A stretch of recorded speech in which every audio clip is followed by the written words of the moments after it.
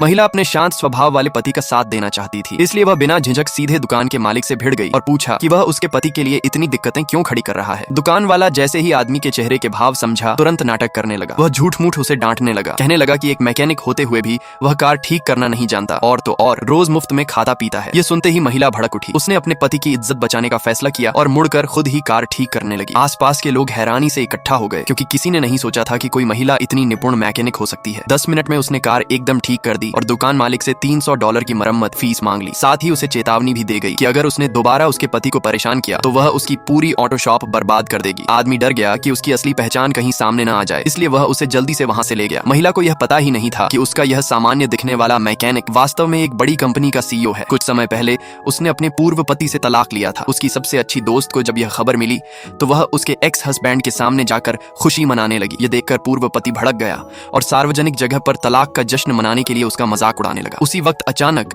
Luxury कारों का एक काफिला वहां आकर रुका। पता चला कि सीईओ स्वयं वहां आया है। महिला ने उसे उस अभिनेता के रूप में समझ लिया जिसे उसने $500 देकर अपने नए पति का अभिनय करने के लिए बुलाया था। उन कारों को देखकर उसने पूर्व पति की ओर मुस्कुराकर तंज कसा और बेझिझक सीईओ की ओर चली गई। उधर सीईओ ने समझा कि यह वही लड़की है जिसे उसके दादा ने उसकी मंगेतर के रूप में चुना है। परिवार के दबाव से बचने के लिए वह चुपचाप उसके साथ चला गया। पूर्व पति वहीं खड़ा रह गया, पूरी तरह स्तब्ध। कुछ ही समय बाद दोनों ने शादी का प्रमाण पत्र ले लिया। महिला ने खुशी में उसे $200 टिप भी दे दी। आदमी को कुछ समझने का मौका भी नहीं मिला और वह उसके साथ उसके घर आ पहुंचा। घर पहुंचकर उसने देखा कि वह महिला के बेटे के साथ बड़ी सहजता से घुल मिल गया है। महिला को यह अपनापन भरा माहौल बहुत अच्छा लगा। आदमी ने उसे तनाव न हो इसलिए झूठ बोला कि वह बस एक मैकेनिक है जो कभी कभार अभिनय भी कर लेता है। महिला ने उस पर भरोसा कर लिया। एक दिन वह सीईओ कंपनी की मीटिंग में बैठा था जब पत्नी का फोन आया। वह घबरा गया और कमरे में सबको चुप कराया। पत्नी ने बताया कि वह उसके लिए खाना लेकर आ रही है, लेकिन उसे नहीं पता कि वह किस रिपेयर शॉप में काम करता है। सहायक ने जल्दबाजी में एक दुकान ढूंढी और आदमी ने वही दुकान का नाम पत्नी को दे दिया। तभी पत्नी ने कहा कि वह तो उसी दुकान के रास्ते में है। यह सुनकर वह हड़बड़ा गया